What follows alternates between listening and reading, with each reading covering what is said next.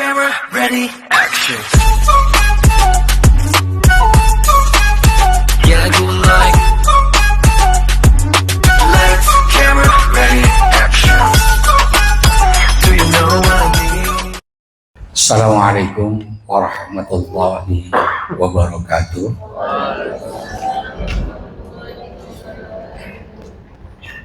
Nah, sekarang saatnya saya berikan pencerahan terhadap Bapak Ibu, terutama berkaitan dengan materi. Tolong diperhatikan di masing-masing grade, termasuk yang di MTS, di MA, berarti grade 7 sendiri, 8 sendiri, 9 sendiri. Yang ada di MA juga begitu. Dari teman-teman taktil itu satu grup, teman-teman waka yang tidak punya jam mengajar juga satu grup. Ada kewajiban nanti setelah saya berikan penjelasan baru sampean mengerjakan. Teman-teman non walas itu juga satu grup. Jadi tidak ada lagi yang tidak mengerjakan tugas. Beranjak dari metode STAR. Kemarin ketika ada pengawas mendatangi MTS, pengawas bertanya kepada saya, terutama berkaitan dengan materi matsama.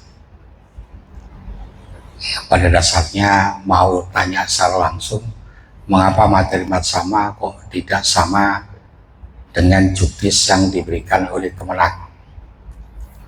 Inti pertanyaannya seperti itu. Terus baru saya jelaskan,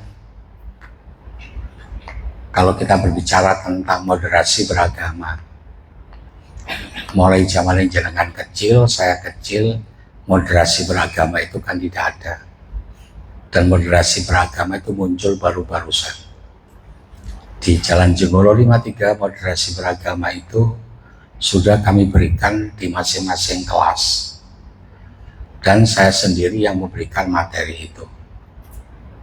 Artinya, kalau tidak ada inovasi dari moderasi beragama, itu secara otomatis orang akan jenuh, orang akan bosan. Zaman saya sampai dengan paling tidak mau tutup usia, dalam tataran usia yang sudah uzur ini, baru muncul moderasi beragama. Mengapa itu muncul?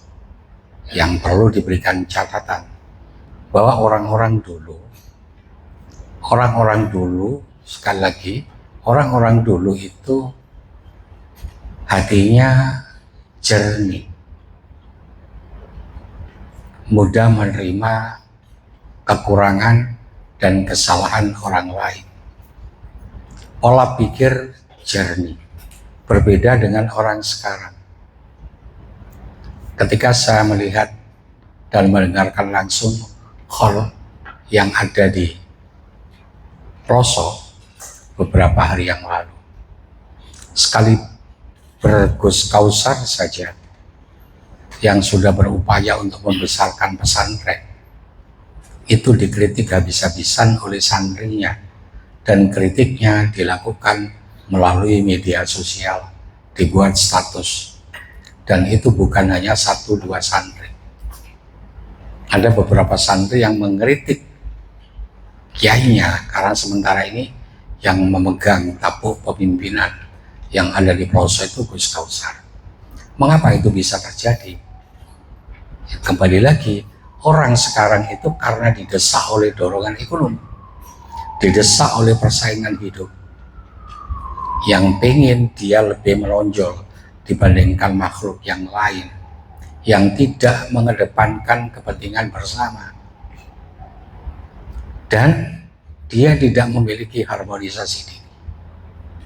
Maka proses bully, proses yang diharapkan untuk bermoderasi beragama, itu muncul di sela-sela kesibukan kita sehari-hari. Mengapa itu terjadi?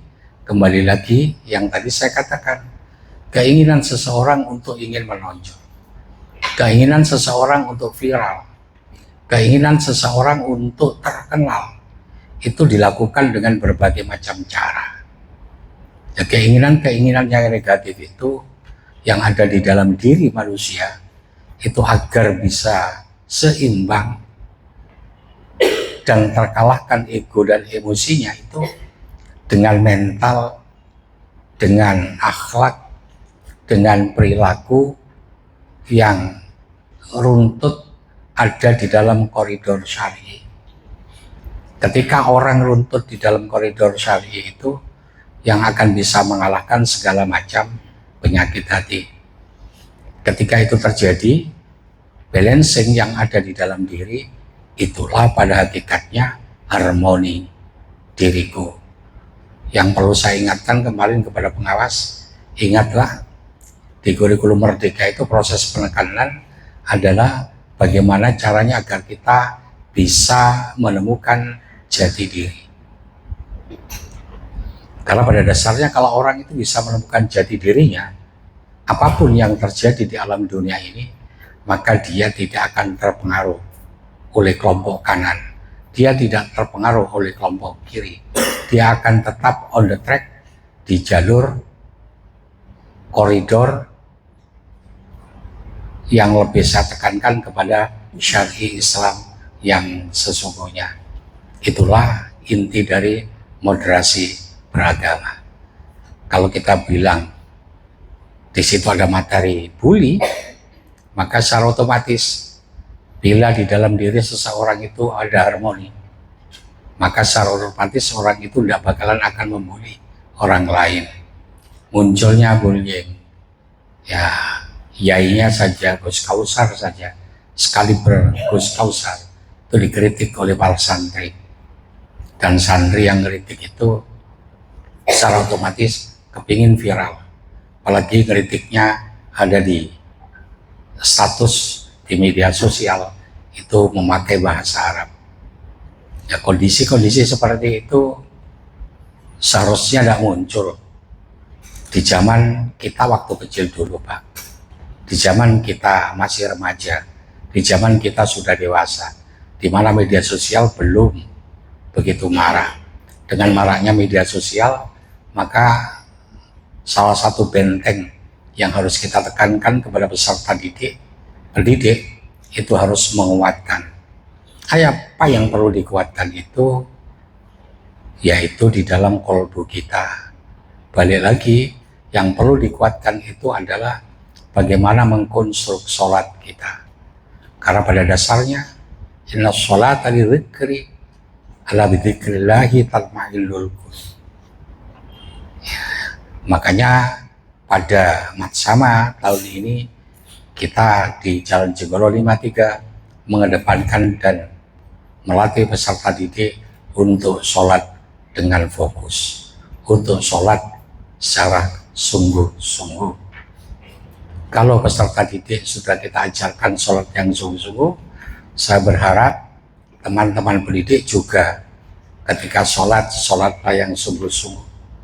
Apalagi ketika ditunjuk menjadi imam, jadilah imam yang baik. Imam yang baik itu imam yang tidak tergesa-gesa untuk memimpin sholat, sehingga jaminan tumaknina itu akan didapatkan dengan proses kehati-hatian ketika kita sholat. Resapi maknanya. Dalam proses meresapi makna itu, akibatnya sholat itu penuh dengan makna. Disitulah kita akan memperoleh kedamaian ketika kita saat melaksanakan sholat. Apalagi sholat yang sama lakukan di jam 3, jam 2 malam. Kedamaian-kedamaian di dalam hati itu akan kita dapatkan. Situation dalam prosesi situasi yang akan saya angkat adalah tafakur.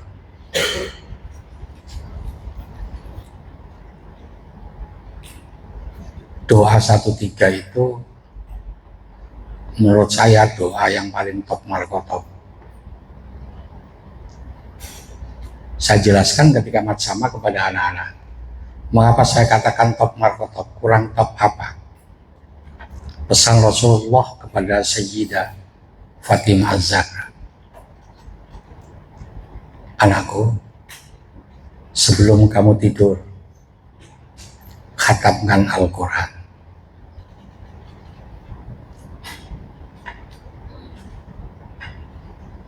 Itu yang pertama.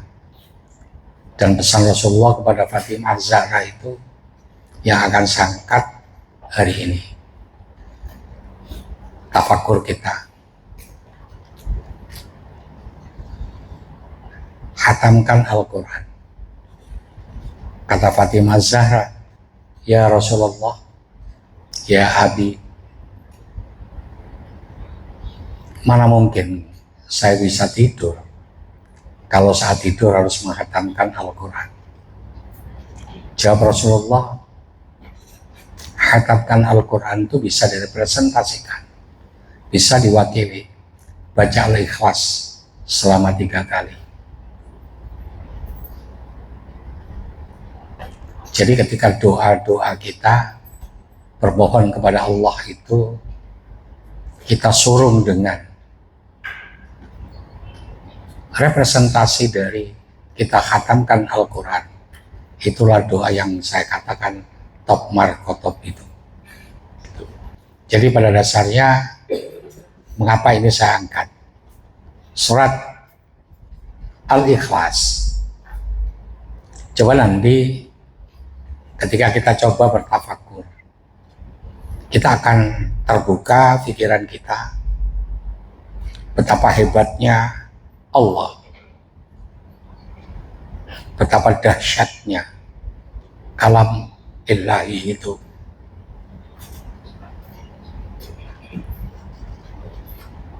Betapa luar biasanya kalam-kalam ilahi kalau kita renungkan.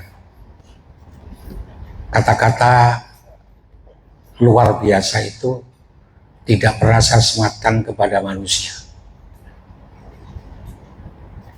Karena kalau manusia itu sudah dijuluki luar biasa, terus Allah itu apa?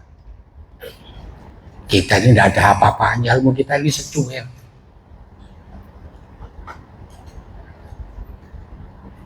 Nggak ada luar biasanya, luar biasa ini.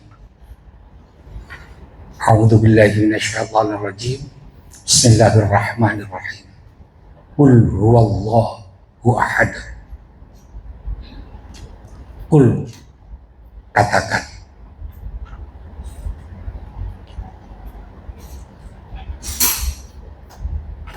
Katakan. Saya seringkali berucap. Dan saya seringkali berkata. Ucapan dan kata itu adalah bunyi ujaran. Ketika kita berbicara tentang bunyi ujaran,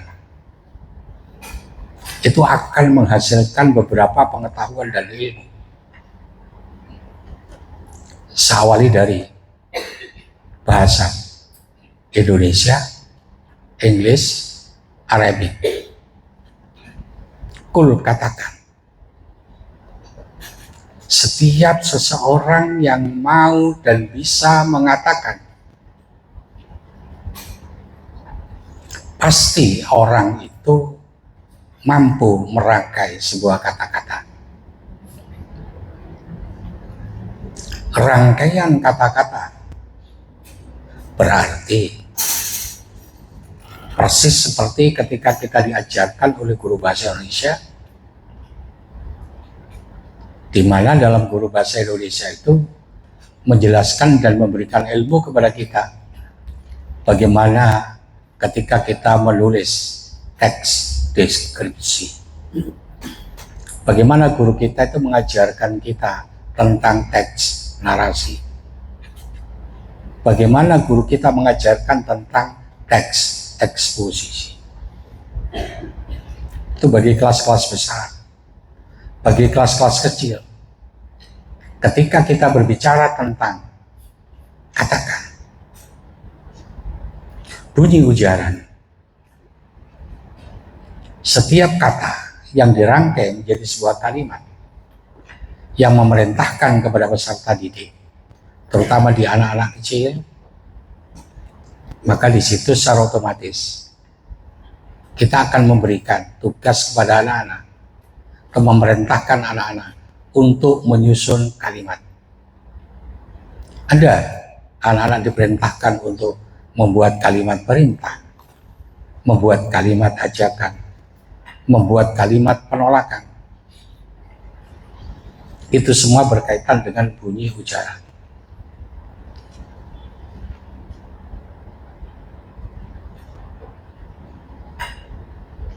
Sesuatu yang berkaitan dan berhubungan dengan bunyi-bunyi ujaran, itu berarti matematika sosial. Ketika kita berbicara tentang matematika sosial itu, berarti kalau di MI kelas-kelas kecil, soal-soal cerita. Matematika yang mempergunakan narasi.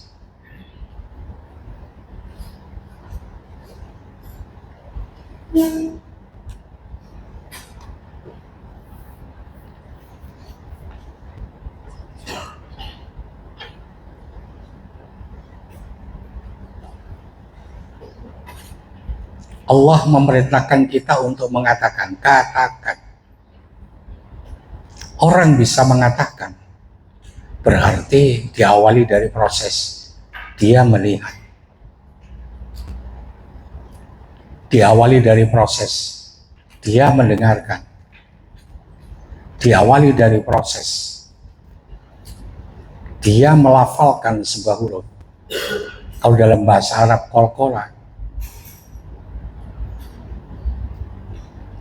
kalau dalam bahasa Indonesia bila bial denta,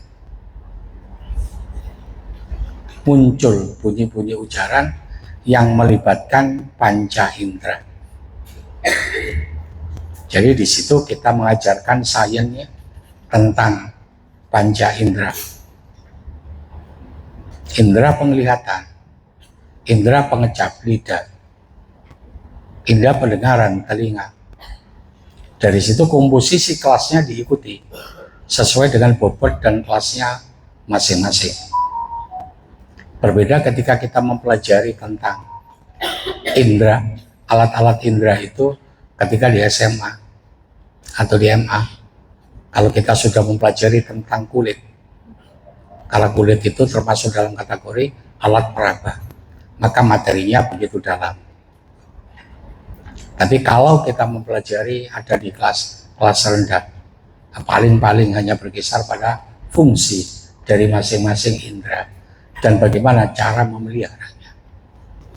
Ketika kita ada di NTS, maka secara otomatis indera yang kita pelajari rada sedikit lebih dalam. Bagian-bagian dari indera, bagian-bagian dari lidah apa saja, bagian-bagian dari telinga apa saja, mana yang termasuk diafragma, mana yang termasuk gendang telinga, bagian-bagian dari mata mana saja, mana bagian mata yang dipergunakan untuk berakomodasi maksimum, punctum proximum dan punctum remotum. Itu ketika kita berada di level MTS. Ketika kita berada di level RA, ya, jadi kalau RA ya sekedar mengenalkan.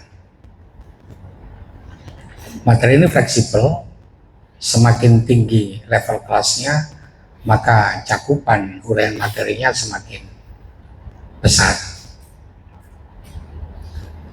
Karena yang tadi sudah saya katakan, situasi yang kita pikirkan dan renungkan itu berbeda antar kelas. Konsepsi berikutnya, katakan. Tadi yang saya katakan itu bahasa baru lisan. Belum lagi katakan. Ketika perintah Allah katakan itu, hati juga ikut berperan untuk mengatakan sesuatu. Antara mulut dan hati harus sinkron. antara mulut, hati, otak, dan pikiran itu harus menyatu, menjadi satu kesatuan. Jadi yang perlu kita sinkronkan ketika kita berucap, agar kita tidak menjadi orang munafik dimasuk materi agamanya, agar kita tidak menjadi orang yang bila berkata hanya pada lisan, tidak pada hati. Bila dia berkata, apa yang dikatakan itu tidak selalu benar. Bila berkata, apa yang diucapkan itu tidak sesuai dengan tindakan yang dilakukan. Jadi, kalau ada kata-kata atau kalimat, katakan, itu berarti secara otomatis harus ada sinkronisasi antara mulut, hati, dan otak. Ketika kita pelajari antara mulut, hati, dan otak itu, maka secara otomatis kita tekankan kepada anak-anak serta didik untuk kita ajarkan agar apa yang kita ucapkan itu sama dengan yang ada di hati, agar apa yang kita ucapkan itu sama dengan yang ada di otak dan pikiran kita. Maka di situ kita akan membentuk karakter kepribadian anak yang tidak munafik.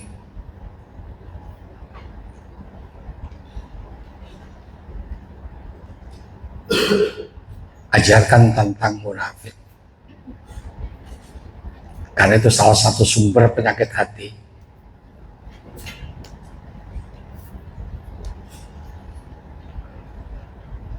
Yang susah untuk kita lawan dan kita singkirkan, kecuali di dalam hati itu sudah dilatih zikir. Kalau berkata ya benar, tidak suka ghibah,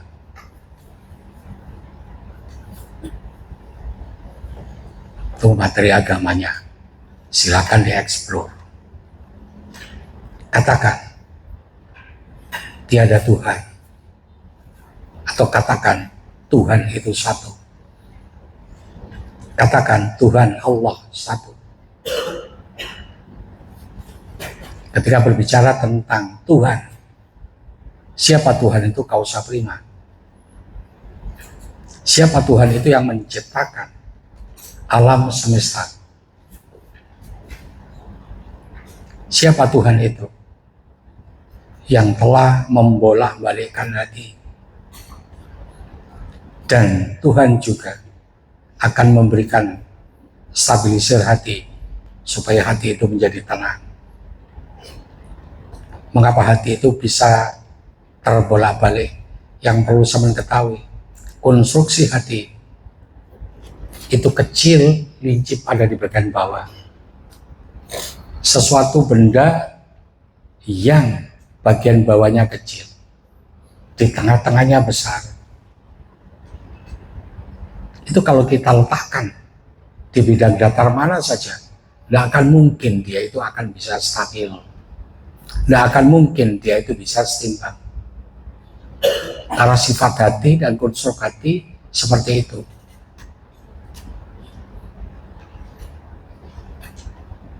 Maka kuncinya, kembali lagi, ala bidzikrillahi tatma'innul qulub. Katakan, Tuhan itu satu, Allah itu satu. Dari situ kita akan mempelajari siapa Allah itu. Yang tadi saya sebutkan, yang telah menciptakan bumi seisinya. Ketika kita berbicara Allah ciptakan bumi dan seisinya, maka secara otomatis segala macam kebutuhan, keutuhan yang ada di muka bumi itu sudah diatur dan dicukupi oleh Allah.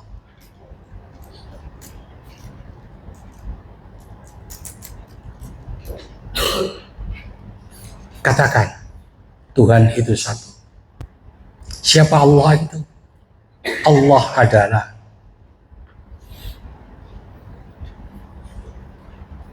selain pencipta bumi, galaksi Andromeda dan Bima Sakti.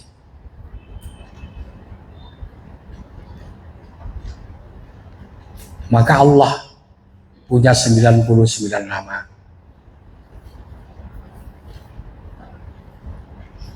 Allah juga punya sifat wajib yang harus kita imani.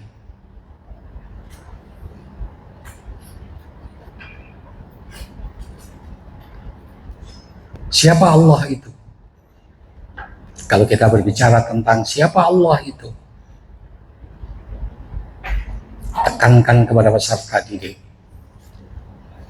Allah yang menciptakan kita di alam dunia ini dengan memberikan beban kepada kita ketika kita berada di muka bumi ini untuk beribadah.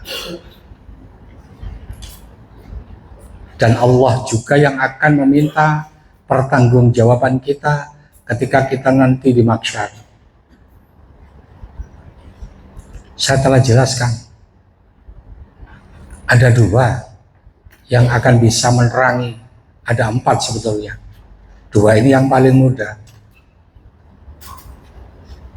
yang akan menyinari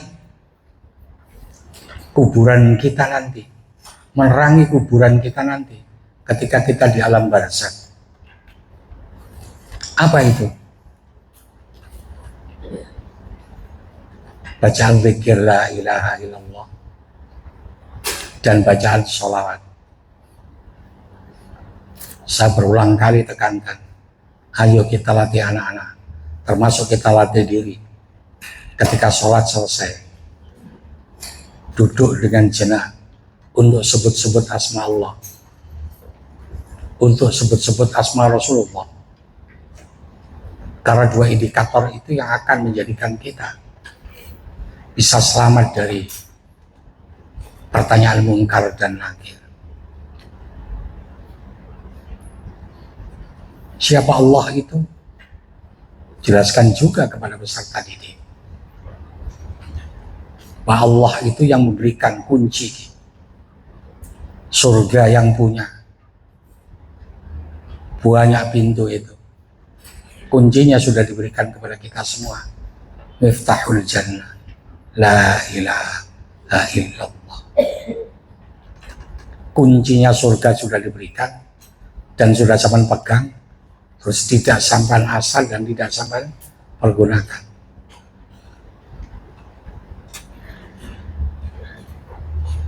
Siapa Allah itu? Tuhan yang harus kita imani.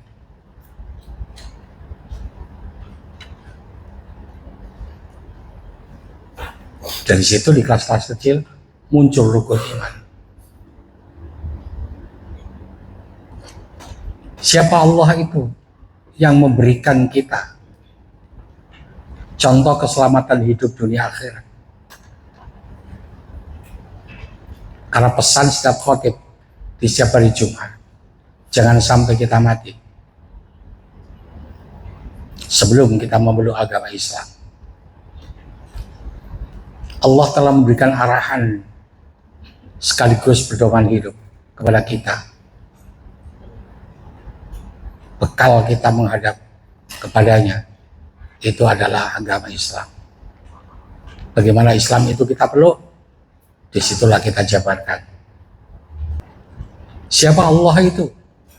Allah adalah Tuhan yang mengatur rotasi dan revolusi bumi. Dari rotasi dan revolusi bumi itu, kita bisa mengenal waktu siang dan malam. Kita akan bisa mengenal waktu tahunan.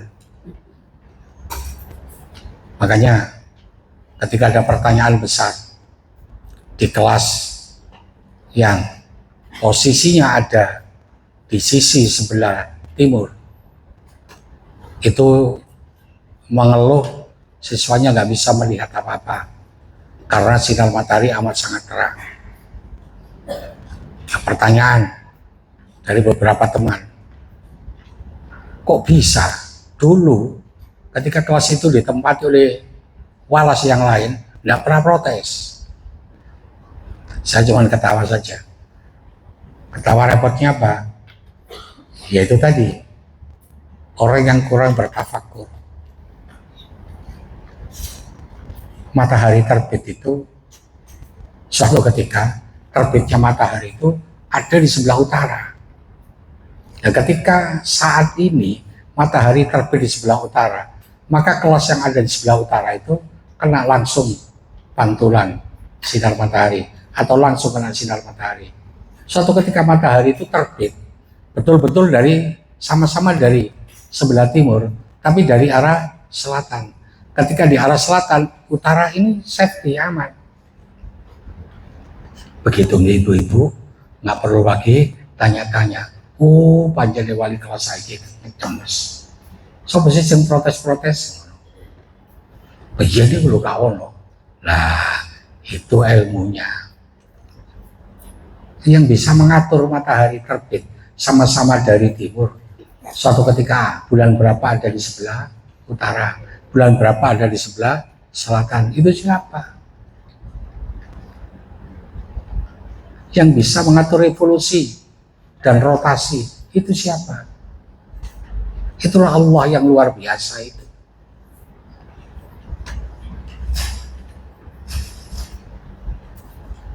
Jadi hati-hati. Sebenarnya kalau mempergunakan yel-yel dan sesuatu itu yang dilakukan oleh manusia, terus muncul kata-kata luar biasa. Apaan di luar biasa? Ilmu kita loh, pucuk kuku kan apaan? Coba dengarkan ceramahnya Gus Mus itu. Kita ini kalau dibandingkan dengan ciptaan Allah yang ada di dunia, ya, kita ini bagian kecil dari butiran debu. Posisi kita debu itu tidak ada fungsinya, nggak ada apa-apanya, nggak ada artinya.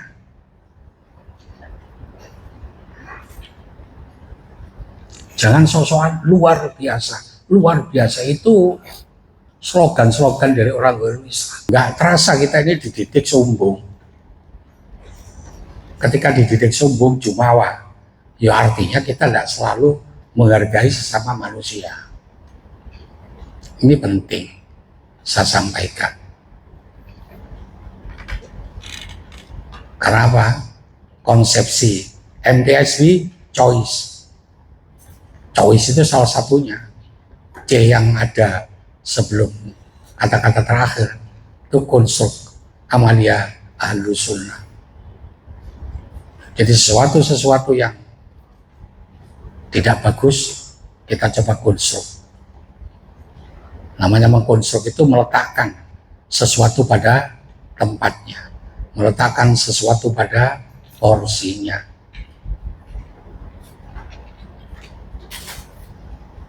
Misalkan paling gampang slogan, bukan siapa kita. Nahdlatul Ulama hebat misalnya, jaya, ini biasa itu. Nah, luar biasa. Nah, manusia itu luar biasa, terus Allah itu apa? Kata-kata yang patut disematkan untuk Allah itu siapa? Apa? Jadi tidak semua ajaran-ajaran yang muncul hari ini, sekolah-sekolah yang pada dasarnya kemakan oleh promosi-promosi orang Islam. Ambil contoh sekolah mengadakan parenting. Tujuannya apa? Supaya orang tua bisa mendidik anak dengan baik. Mendidik anak dengan baik itu tidak bisa dengan parenting sekali pertemuan. Tidak ada perbuatan di dunia itu yang paling berkesan ketika kita bawa di alam akhirat. Salah satu perbuatan yang paling berkesan ketika kita nanti di akhirat itu adalah kebiasaan sujud. Sujud itu adalah salah satu perbuatan yang paling berkesan di antara sekian amalia yang kita lakukan di alam dunia.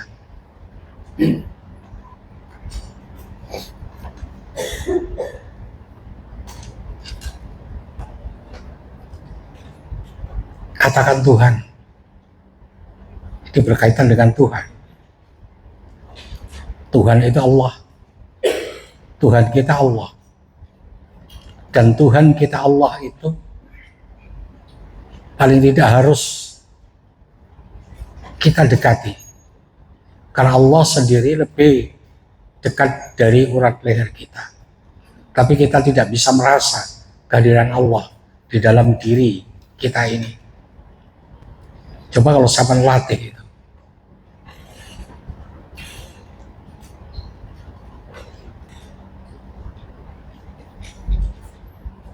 Nah, sekarang saya lanjutkan.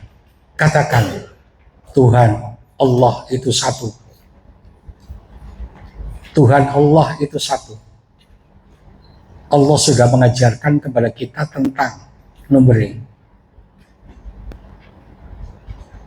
Ya, tinggal diklasifikasikan dan disesuaikan dengan level kelasnya masing-masing. Numbering itu ketika ada di kelas 1 seperti apa? Ketika ada di MA, proses menghitung matematika yang hubungannya dengan angka-angka itu ada di unit apa?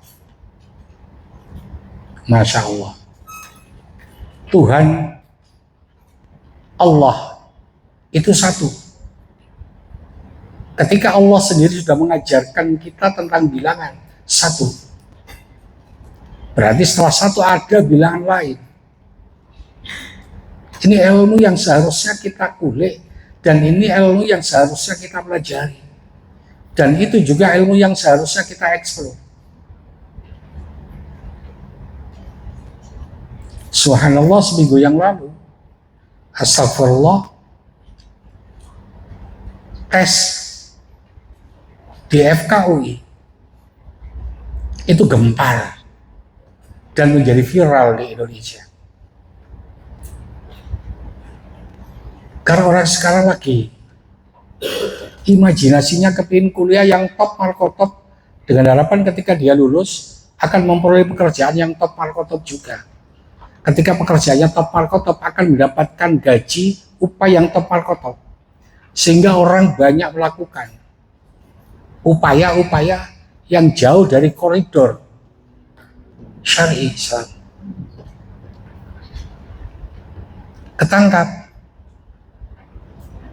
Ketangkapnya apa? Saya sudah berulang kali kemukakan,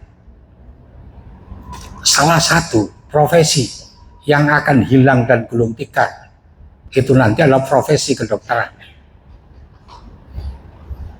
Karena sekarang di Penang itu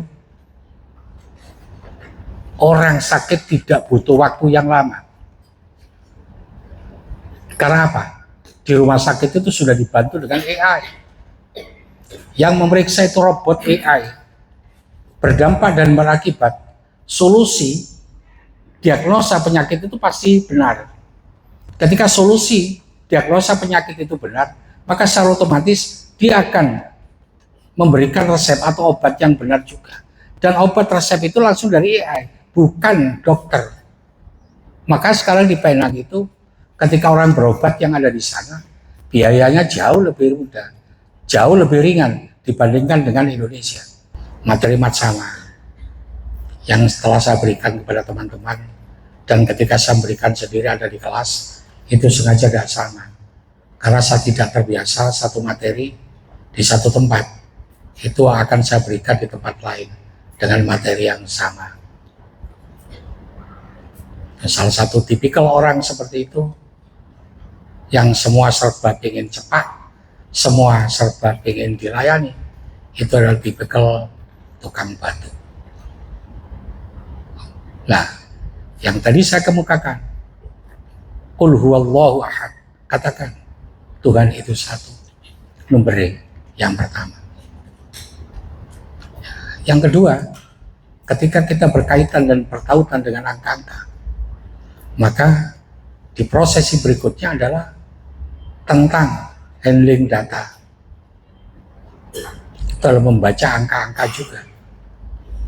Materi handling data itu mulai kurikulum Cambridge itu mulai dari MI kelas 1 sampai dengan SMA kelas 12. Numbering itu pasti ada.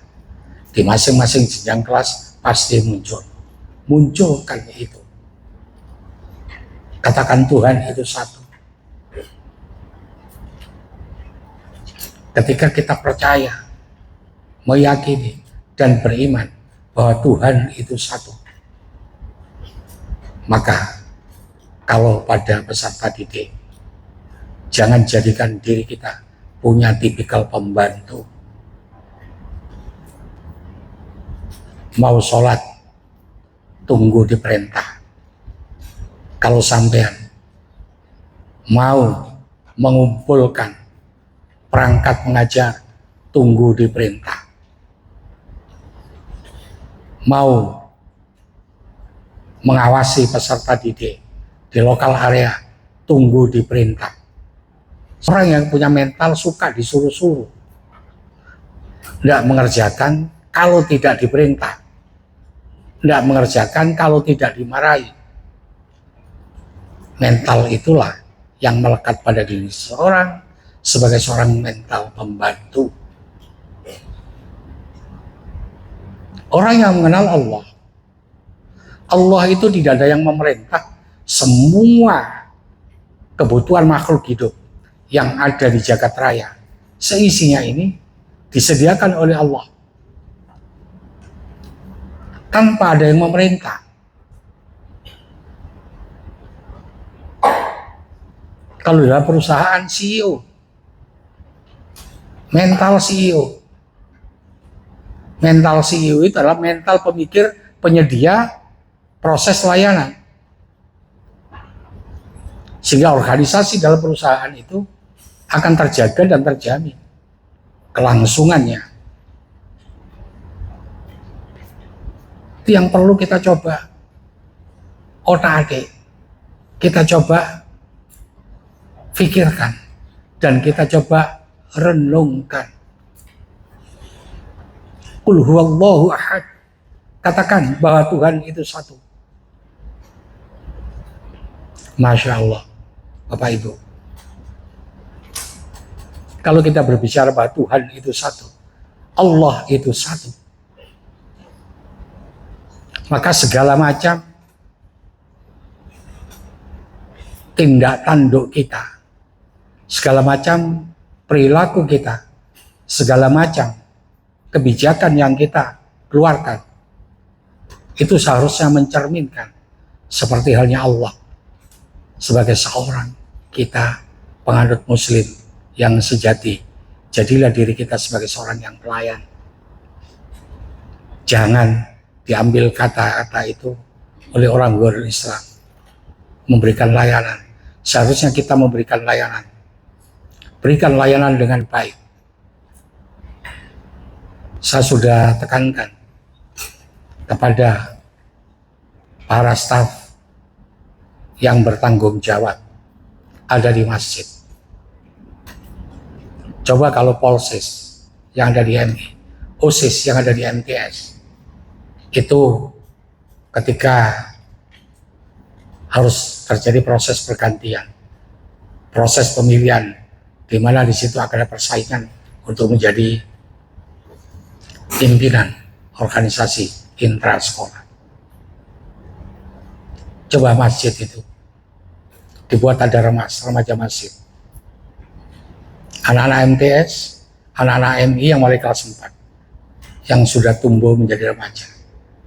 Bentuk itu remaja masjid yang militan. Jadikan masjid itu sebagai lembaga ekonomi,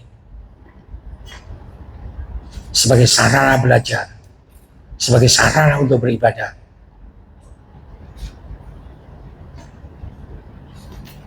Mengapa? Tiru itu. Allah itu memberikan layanan, melayani kita dengan munculnya kala rotasi, dengan munculnya kala revolusi, dengan munculnya akibat rotasi bumi, dengan munculnya akibat revolusi bumi. Di situ ada musim. Dari musim itu akan tumbuh tumbuh-tumbuhan dari hujan. Ketika musim hujan, Allah akan menyuburkan tumbuh-tumbuhan yang ada di muka bumi, dimanfaatkan oleh manusia. Itu kita contoh bagaimana kita memberikan layanan agar masjid kita itu bisa makmur. Kalau selama masjid itu vakum, coba di tahun ini dibuat rintisan, ada kajian-kajian ilmiah yang ada di dalam masjid. Coba tekankan kepada anak-anak, maksud daripada Jumat berkah itu bukan sekedar bagi-bagikan makanan gratis. Ketika Jumat berkah itu adalah bagaimana agar caranya masjid itu bisa makmur.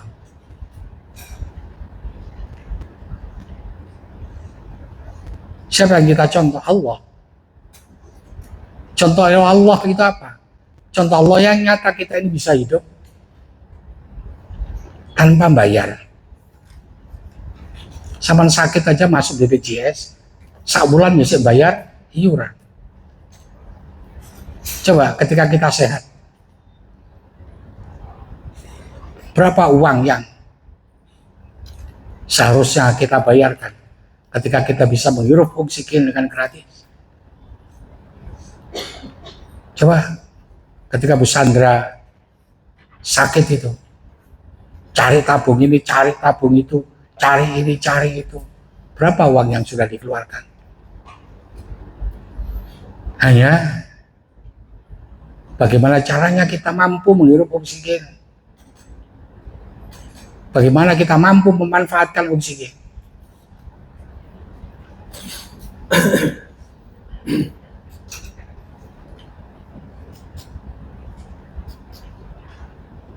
Qul huwallahu ahad. Allahu somad. Apa artinya Allahu somad? Allah tempat bergantung. Masya Allah. Allah tempat bergantung. Sudahkah kita menggantungkan segala macam urusan itu semata-mata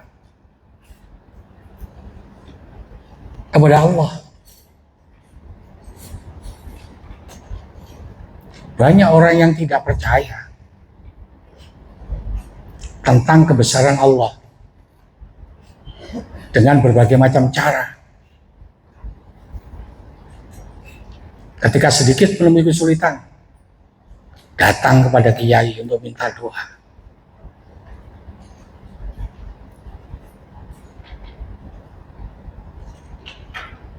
Kepingin menggapai sesuatu, minta pada kiai.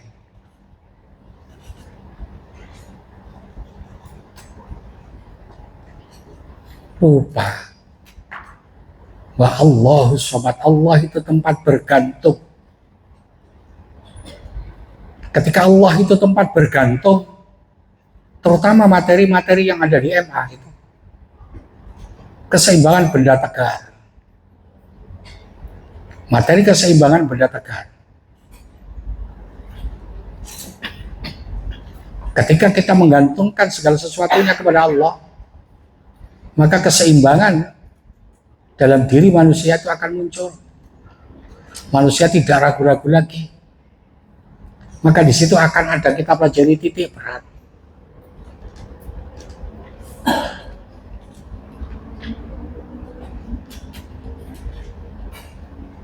Ketika kita mau pelajari titik berat di kelas-kelas kecil, kita akan mempelajari tentang bangun datar. Kita akan mempelajari bangun ruang. Coba itu perpotongan diagonal ruang dengan diagonal bidang. Itu akan bisa menemukan sebuah titik di tengah-tengah. Koordinat titik tengah-tengah itu adalah titik berat.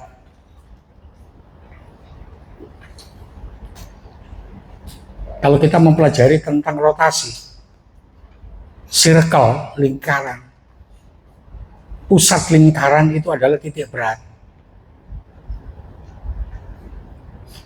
Sesuatu yang berada di titik berat itu pasti akan muncul balancing, akan muncul keseimbangan.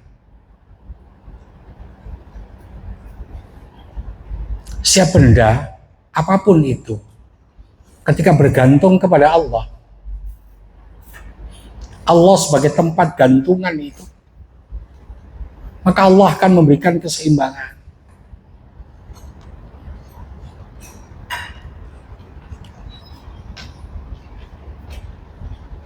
Gak ada intinya. Hidup ini yang harus kita pusingkan. Mengapa? Saya bersandar kepada Allah yang Maha Perkasa. Lagi saya bersandar kepada Allah yang Maha Kaya. Saya tidak pernah pusing dan tidak pernah sumpah ketika saya tidak punya uang. Kalau saya mendekat pada yang Maha Kaya, maka saya ikut kaya. Kalau saya mendekat kepada yang Maha Pintar, saya ikut pintar.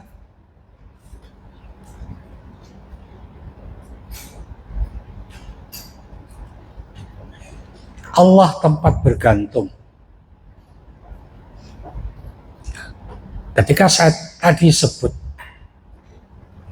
Allah tempat bergantung itu, kalau dalam bahasa fisikanya ada keseimbangan. Ada lagi titik berat.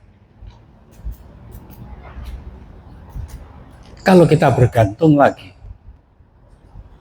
ketika kita berbicara tentang keseimbangan, itu hampir separuh bab di kelas 12 dan kelas 8 itu di MA dipelajari di ilmu fisika.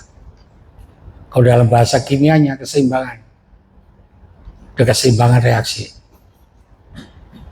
Ketika berbicara tentang reaksi, macam-macam reaksi kimia yang bisa kita ajarkan dan bisa kita kupas ada di situ. Allah tempat bergantung. Ketika kita berbicara ada di level MTS, coba perhatikan itu. Ketika kita mempelajari tentang gaya Lorentz, pakai aturan tangan, bisa tangan kanan ataupun tangan kiri. Coba itu perhatikan arah gaya Lorentz. Itu pasti akan memberikan keseimbangan di dalam setiap gerakan.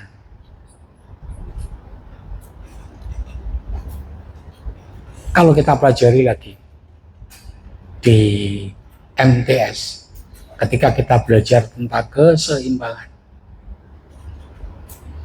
apa itu? Coba perhatikan. Pak Pandu, Bu Vivi, Bu Fitri, ada di fisika itu yang mempergunakan konsep keseimbangan. Kita telah mengajarkan kepada anak-anak pesawat sederhana. Di dalam pesawat sederhana itu semua mempergunakan sistem keseimbangan. Ya, ketika kita berbicara sistem keseimbangan, itu pasti ada sebuah titik, di mana titik itu yang paling menentukan. Nah, titik dalam kehidupan kita itu, yang mengatur kehidupan kita itu, yang memberikan rezeki kepada kita itu, Allah sebagai tempat bergantung. Gantungan kita, Allah.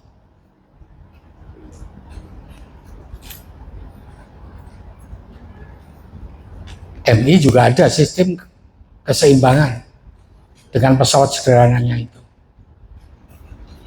Hampir sama pelajarannya. MI dengan MTS.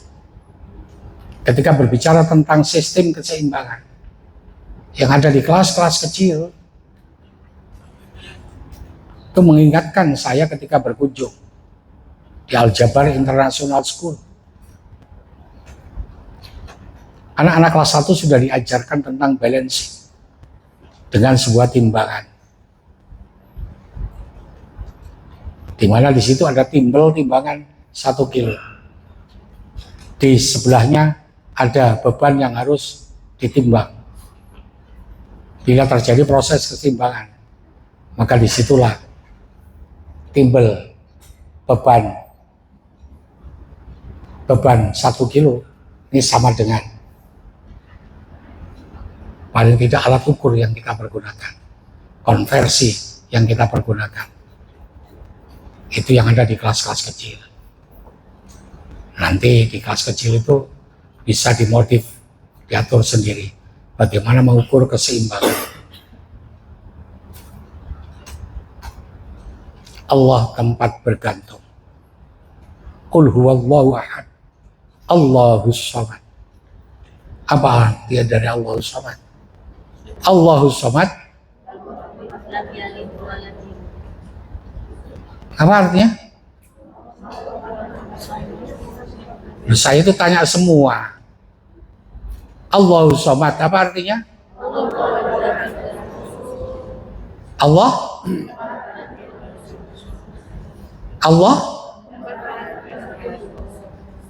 tempat bergantung. Kan sudah dari Allah samad ya. Terus lam yalid wa lam yulad.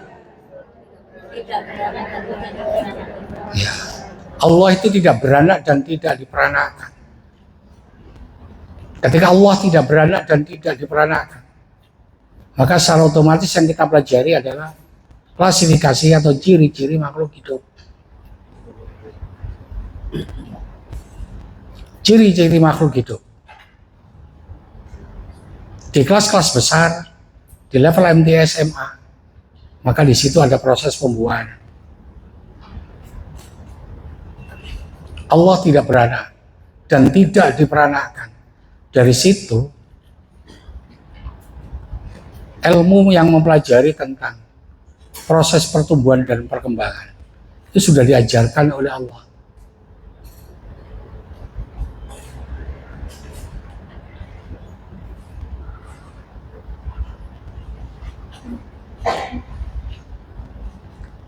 Sampai coba kulik, sampai coba pelajari apa yang dikulik dan apa yang dipelajari. Proses pertumbuhan dan perkembangan. Kalau di MI, proses pertumbuhan dan perkembangan itu diperkenalkan sedikit proses perkawinan, proses penyerbukan, baik penyerbukan silang maupun penyerbukan sendiri, proses fertilisasi. Muncul ilmu itu,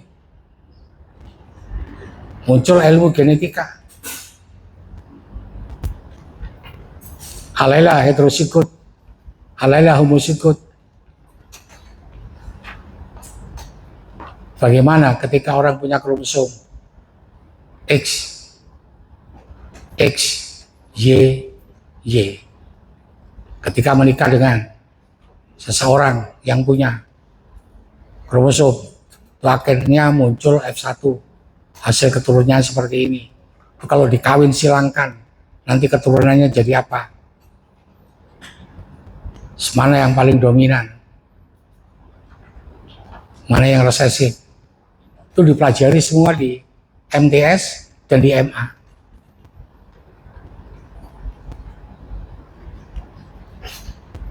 Allah tidak beranak dan tidak diperanakkan. Ini berarti mempelajari tentang yang tadi saya sebutkan, tumbuh dan berkembang. Ketika orang belajar tentang tumbuh dan berkembang, maka di situ, kalau dalam bahasa ilmunya anak-anak kelas 3, ada metamorfosis sempurna, ada metamorfosis tidak sempurna. Kalau ilmu itu kita kembangkan lagi, Allah tidak beranak dan tidak diperanakkan. Tumbuh dan berkembang itu membutuhkan nutrisi, maka akan muncul makanan sehat 5 sempurna. Apa saja makanan sehat 5 sempurna itu dimunculkan.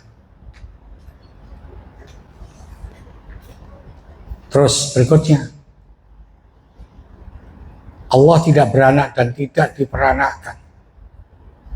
Orang yang bisa tumbuh dan berkembang itu pencernaan makanannya sehat, pernafasannya sehat, sekresinya sehat, respirasinya sehat. Jadi ilmu-ilmu yang mempelajari tentang kontur dan struktur tubuh kita, itu semua harus kita pelajari dan kuasai. Itu ilmu-ilmu kedokteran ketika diterapkan oleh Ibnu Sina, Avicenna, di mana saat terjadinya perang salib, ilmu-ilmu yang ditemukan oleh ahli-ahli kita yang beragama Islam diambil alih oleh orang-orang Barat yang beragama Nasrani. Mengapa orang Islam itu kalah saat itu? Karena kembali lagi ke konteks. Saat itu orang Islam sudah beralih dalam proses berpikir, tidak mencari pendekatan diri kepada Allah. Yang dicari adalah ilmu politik, memperebutkan kekuasaan sampai Khulafaur Rasyidin. Banyak yang berpulang ke rahmatullah saat sholat ditikam, saat sholat dibunuh. Tujuannya apa? Kekuasaan, kekuasaan dan kekuasaan. Ini kan baru situation. T-nya tugas taks. Nah, dari situ taks, kalau sudah sampai pada materi pelajaran, tugasnya ya tetap pada konsep low, middle, high. Peserta didik sampai berikan soal-soal low, middle, high dari materi yang sampai coba susun berdasarkan kelas masing-masing.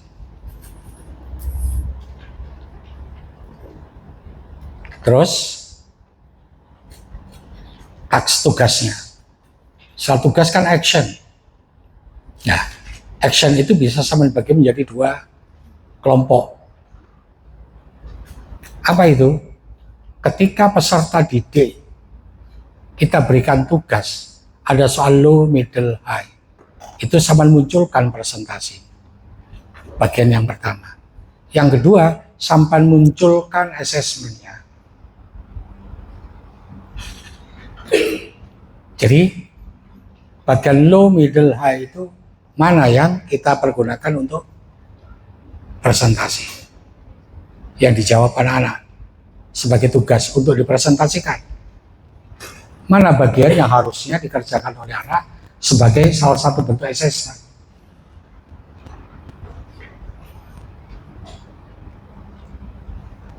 Baru bagian akhir isu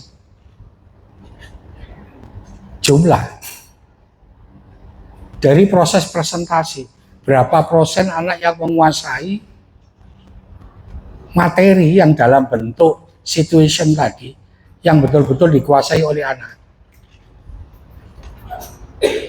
Berapa persen anak yang bisa tuntas mengerjakan soal yang diberikan oleh guru dalam bentuk action tadi. Jadi actionnya terbagi menjadi dua bagian. Setelah actionnya terbagi menjadi dua bagian, terus apa lagi? Baru result tadi hasilnya. Guru kan mengetahui kekuatan anak-anak dalam presentasi, kekuatan anak-anak dalam assessment. Dari situ kita bisa rumuskan bila capaian yang didapatkan dari presentasi, capaian yang didapatkan dari hasil ulangan, assessment itu di atas rata, berarti proses pembelajaran kita berhasil. Itu metode STAR. Dari hasil proses pengawasan dilakukan penilaian. Karena akhir dari keberhasilan kita melaksanakan matsama itu adalah akumulasi dari bagaimana pendidik memberikan materi. Makanya beda matsama tahun ini dengan tahun-tahun lalu. Kelas tidak dipakai kelas klasikal. Kelas masing-masing kelas berdiri sendiri-sendiri. Tujuannya apa? Untuk mengukur tingkat keberhasilan. Jadi kebijakan sebuah kegiatan dengan metode STAR, dengan kebijakan sebuah kegiatan dengan metode STAR untuk proses pembelajaran berbeda kualifikasinya. Jadi saya ulang, kalau tadi di proses berpikir, anak-anak kita ajak untuk merenung. Yang direnungkan apa? Karena kita ini belajar, yang kita renungkan adalah konten-konten materi pelajaran. Nah, konten materi pelajarannya dari apa? Kita tadi ambil dari Qul huwallahu ahad. Setelah itu tugas.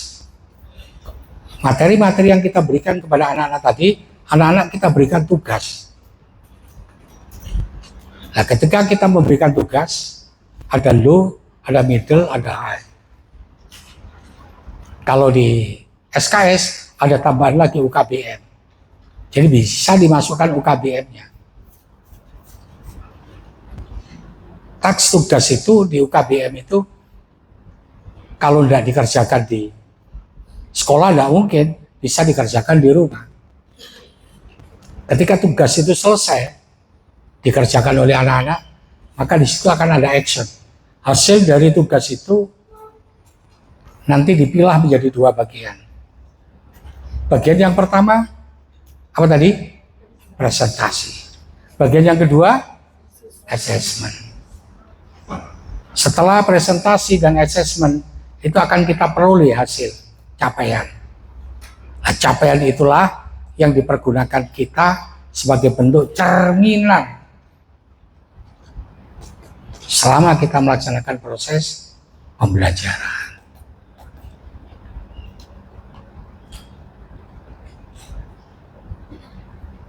Selanjutnya di surat Al-Ikhlas saya sambung di minggu depan. Saya ingin lihat bagaimana tulisan sampean sesuai dengan perintah saya.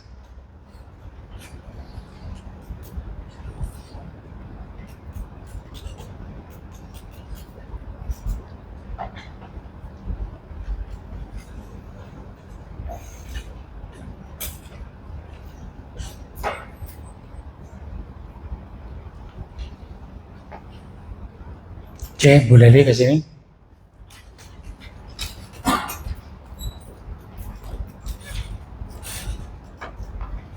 Ambil mic itu.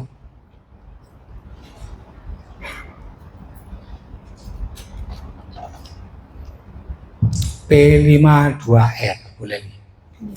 Di semester ini temanya apa? For the big grade, bangunlah jiwanya, bangunlah badannya. Bangunlah jiwanya, bangunlah badannya. Oke, silakan duduk. Bangunlah jiwanya, bangunlah badannya. Untuk anak-anak kelas kecil, saya berbicara kelas kecil ya, konsentrasi kelas kecil dulu, nanti baru kelas besar. Kelas besar saya sudah mencontohkan mulai dari latar belakang sampai dengan rumusan masalah. Saya akan berikan contoh lagi latar belakang, mengambil peristiwa-peristiwa yang terjadi di sekeliling kita yang lagi viral. Untuk kelas kecil, ketika bangunlah jiwanya, bangunlah badannya. Bangunlah jiwanya. Dulu itu saya lebih menekankan pada jiwa seseorang itu adalah roh. Kulir roh min amri rabbi. Roh itu adalah urusan Allah. Ketika roh itu urusan Allah, bangunlah jiwanya. Jiwa kita bangun, membangun roh. Karena pada dasarnya yang akan kembali ke Allah itu bukan jasad, tapi roh. Maka yang harus kita sehatkan adalah roh kita agar kembali irji'u ila rabbika radiyatan mardiyah. Fadkhuli fi ibadi wadkhuli jannati.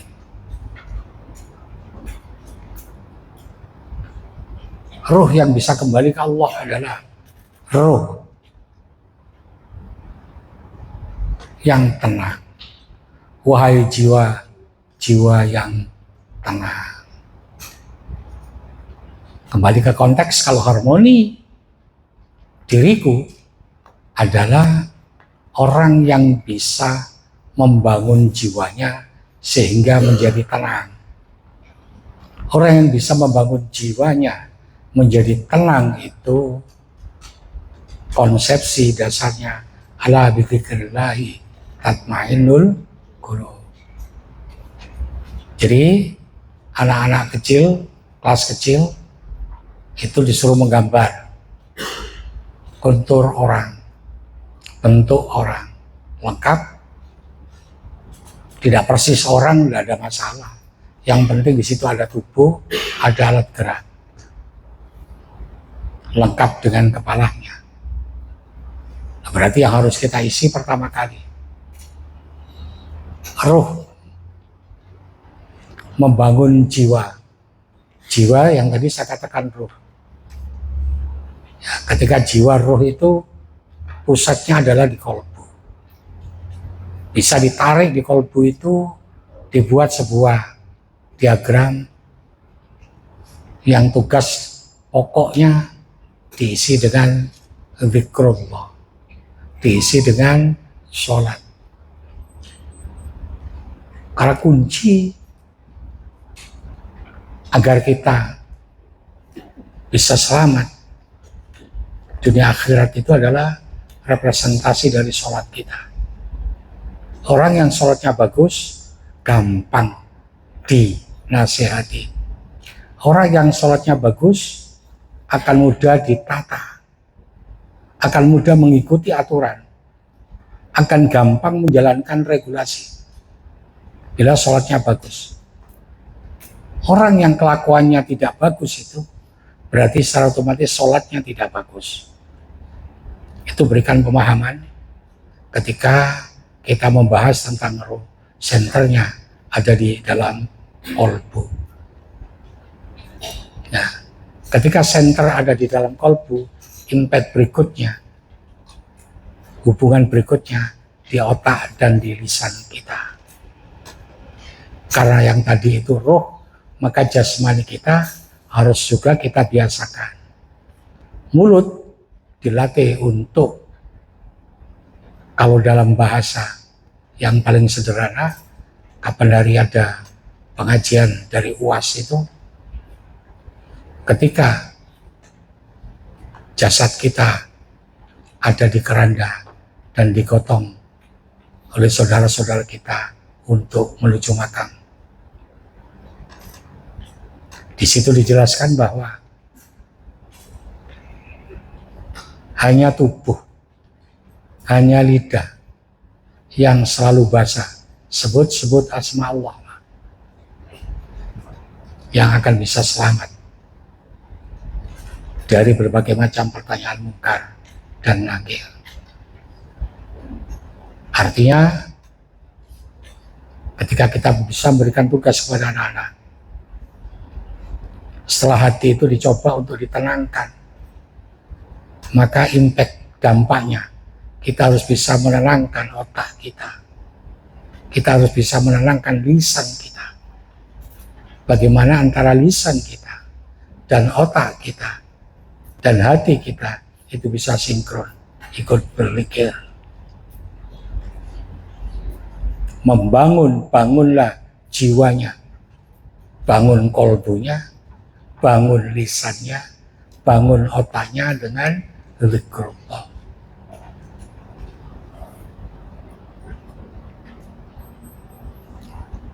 Kalau berbicara tentang membangun jiwanya, membangun raganya, dari situ mengapa saya perlu tampilkan bagi peserta didik kelas kecil itu struktur tubuh manusia. Bangunlah jiwanya, bangunlah raganya. Orang itu apabila di dalam jiwanya itu sehat, maka berpikirnya selalu konstruktif. Ketika berpikir selalu konstruktif, maka dia akan paling tidak berpola hidup sehat.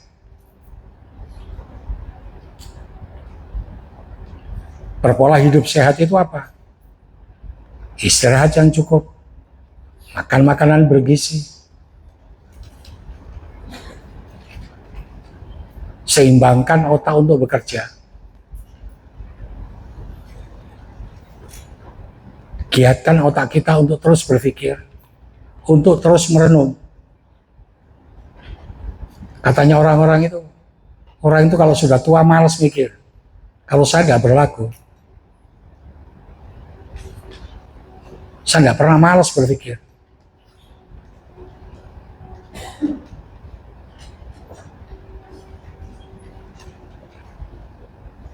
Nah,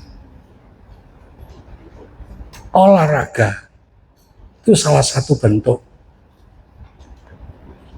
upaya untuk menyehatkan jasmani. Bangunlah jiwanya, bangunlah raganya.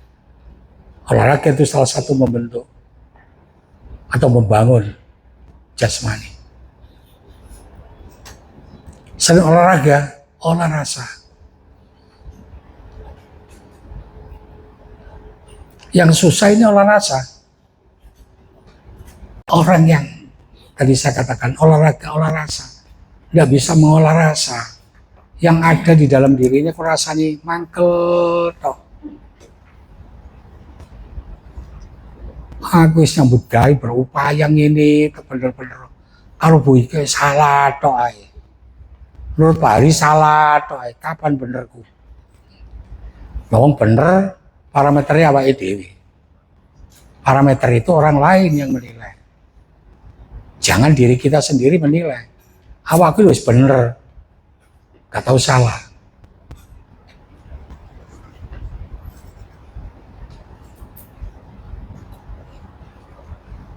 Ya, kalau parameter kita atau diri kita sendiri sebagai tolok ukur ya, kita tidak bakalan bisa berkembang dengan baik. Ketika kita mampu olahraga gampang. Tapi olah rasa ini yang susah. Bagaimana rasanya agar di dalam diri kita itu bahagia. Ya, jadi kalau kita berbicara tentang olahraga dan olah rasa, seimbangkan pergerakan alat-alat gerak yang ada di dalam tubuh.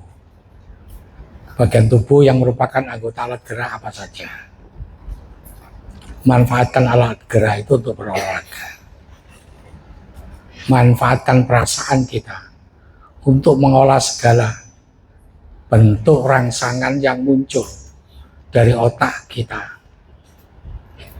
Karena otak kita itu gampang merangsang seseorang untuk berpikir ketika melihat sesuatu yang dianggap aneh, yang dianggap kurang bagus. Akibatnya muncul proses bully, proses hina, proses riba. Itu adalah salah satu bentuk penyakit orang yang tidak bisa mengolah rasa. Ingat ya, kalau saya bilang rasa itu bukan kayak sampean mangan rawon rampal. Jenenge rawon rampal. Bisa Jawa Timur rawon paling enak. Bukan rawon rampal itu mari makan rawon untune ditunjuk rampal. Bukan. Jadi makan makanan yang enak yang kita makan itu bukan yang saya katakan olah rasa. Rasa itu adalah perasaan yang muncul di dalam kolbu, perasaan yang muncul di dalam hati. Nah, itu tinggal sampai semua tata, konstruk ada di dalam tubuh, bagian-bagian tubuh, part-part body.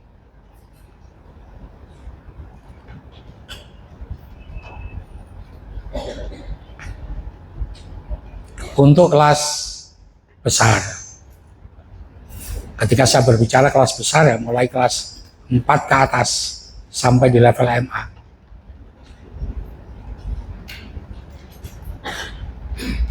Bangunlah jiwanya, bangunlah raganya. Alternatif latar belakang yang kedua, dengan pertanyaan penelitian yang sama. Bagaimana cara membangun jiwa dan raga? Bagaimana cara membangun jiwa dan raga? Latar belakang. Ketika kita membuat latar belakang, konsen pada membangun jiwa dan raga. Bisa kita awal dari mensana in corpore sano.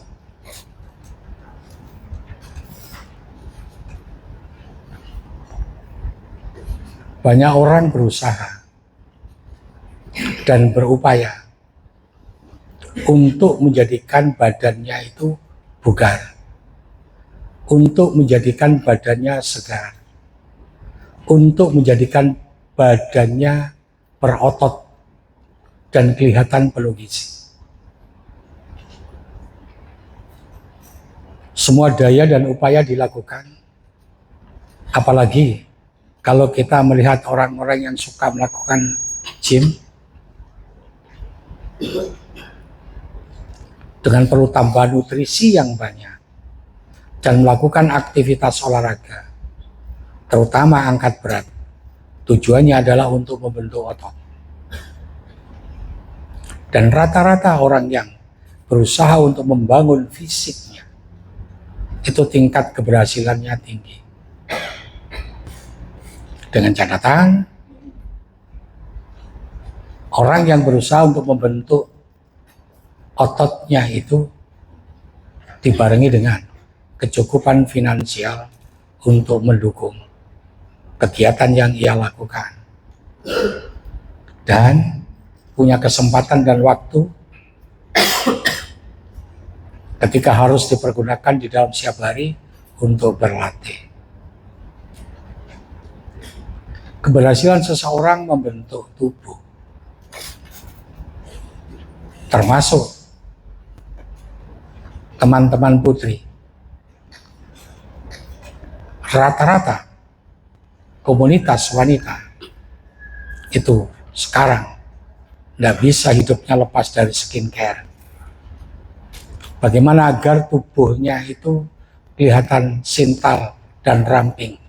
Jadi bagaimana tubuhnya kelihatan sintal, glowing, dengan krim siang, krim malam, tabir surya. Berbagai macam upaya dilakukan wanita untuk mempercantik diri. Dia tidak berpikir bahwa sang suami bekerja amat sangat keras, tidak mengenal waktu, apapun pekerjaan, yang penting bisa menghasilkan uang. Ketika uang itu didapatkan, maka keluarga itu yang lebih dipentingkan adalah membangun kebutuhan fisik, terutama asupan gizi. Ketika konsentrasi manusia itu terfokus pada proses pembangunan fisik, manusia lupa bahwa selain fisik, di dalam diri manusia itu ada psikis, dan psikis yang ada di dalam otak kita itu tersentralisasi, ada di dalam kolbu, ada di dalam hati. Kalau kita mampu memaintain jasmani kita, bagaimana cara kita agar bisa mampu memaintain rohani kita? Memaintain jasmani dan memaintain rohani itu adalah perbuatan, dua tindakan, dua kegiatan yang seharusnya kita lakukan bersama-sama, bersinergi satu dengan yang lain. Sinergitas itu mutlak, sinergitas itu perlu. Mengapa? Agar di dalam diri kita muncul keseimbangan.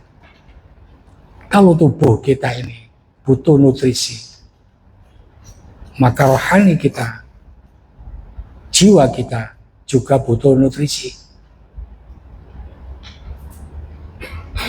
Sekali nutrisi untuk jasmani, itu ada karbohidrat, ada protein, ada lemak, ada vitamin, ada mineral. Maka di dalam jasad kita yang kita butuhkan itu, maka di dalam jiwa kita, di dalam roh kita, itu juga kita butuh bermacam-macam nutrisi. Bermacam-macam nutrisi itu apa? Selain kita sholat, kita harus zikir.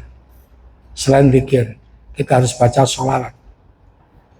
Selain zikir dan sholawat, kita harus mendoakan kedua orang tua kita. Selain zikir dan sholawat, mendoakan kedua orang tua kita. Kita biasakan hidup kita untuk infak dan sedekah. Para pengelola masjid tekankan kepada anak-anak untuk melaksanakan infak dan sedekah untuk memakmurkan masjid kita. Jadi paling tidak di tahun ini kelihatan masjid kita mulai setampak jauh lebih baik dibandingkan tahun lalu dengan berbagai macam kegiatan, terutama yang berkaitan dengan kajian ilmiah.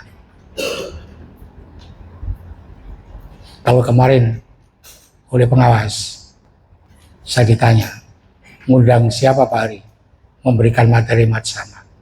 Kami tidak undang siapa-siapa Pak. Cukup dari teman-teman pendidik sendiri yang sudah kami latih. Kami mengundang orang luar percuma Pak. Loh kok bisa percuma? Orang-orang luar yang kami undang datang ke madrasah itu tidak tahu kondisi real yang ada di madrasah. Kebijakan-kebijakan yang diterapkan di madrasah. Maka kami mengandalkan guru-guru yang sudah kami latih. Itu. Ketika kita mampu paling tidak membangun rohani kita dengan sholat, dengan zikir, baca sholawat, dengan infak, sedekah, mendoakan kedua orang tua, maka perbuatan yang kita lakukan itu akan mampu menjadikan diri kita, selain kita berolahraga, juga melaksanakan olah rasa. Orang yang mampu seimbangkan olahraga dan olah rasa, maka orang itu tidak terpancing oleh bujuk rayu setan untuk hidup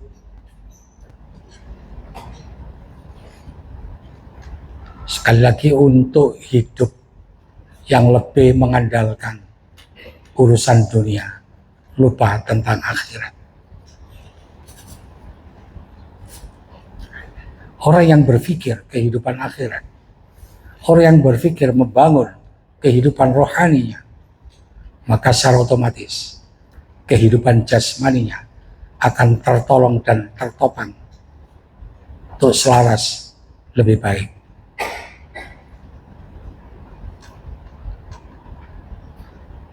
Orang yang kehidupan jasmaninya baik, dari sporting kehidupan rohani, maka dia akan bisa menjalankan kehidupan itu dengan penuh warna dan makna.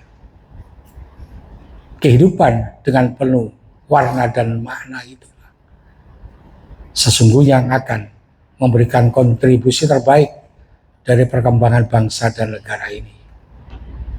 Karena pada dasarnya kehidupan bangsa dan negara itu amat sangat tergantung dari kehidupan masyarakatnya.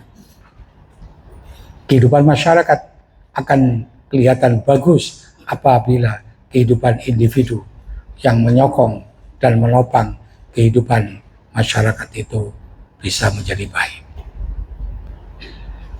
Bangunlah jiwa kita, bangunlah raga kita, tunjukkan bahwa jiwa kita sehat, dan tunjukkan bahwa raga kita kuat. Karena di dalam raga yang kuat kita bisa berkarya. Di dalam raga yang kuat kita bisa mewujudkan cita. Cita itu akan terdongkrak dengan rasa kita yang ingin selalu mendekatkan diri kepada Allah. Untuk itu kami akan menulis sebuah tugas P5 2L dengan tema bla bla bla, dengan pertanyaan penelitian sebagai berikut. Nah, ini roto halus dibanding latar belakang yang lalu. Kalau sama nggak capek, tak tambah lagi 3 lagi. Ya mau lanjut tak? Loh, gak jawab sih, nggak bisa dikati, tak mengkerung. Lanjut nggak bisa dikati. Masya Allah. Bagaimana bisa? Loh, gak ngomong. Hayang ini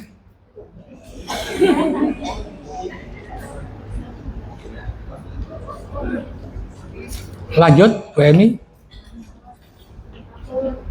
Lanjut. Sepur. Iki lho Pak Anto ya, kepin takon kepin ngerti suara pean. Ya Pak yang ini lanjut.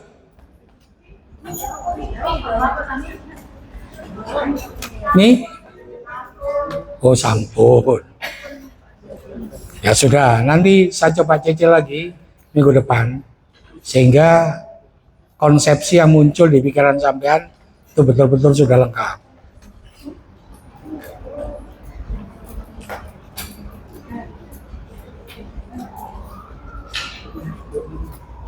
Silakan tugas itu nanti dikerjakan.